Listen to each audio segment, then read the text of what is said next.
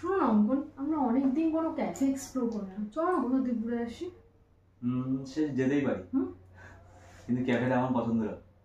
তাই হোক, যেমন ভাবো তেমন কাজ। সেই মতো বেরিয়ে পড়লাম শ্যামবাজার। শ্যামবাজার মেট্রো স্টেশনে 2 নম্বর গেটের ঠিক সামনেই রয়েছে কফি ও কবিতা।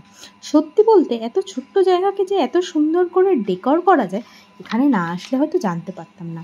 যারা সত্যজিৎ রায়কে ভালোবাসো তারা এখানে একবার হলেও ঘুরে যেও। রয়েছে প্রচুর বই এখানে, সত্যজিৎ রায়, সুনীল গঙ্গোপাধ্যায় এবং অনেক লেখকের। বই প্রেমীদের জন্য এটা একটা মাস্ট ভিজিটেড ক্যাফে হতে চলেছে।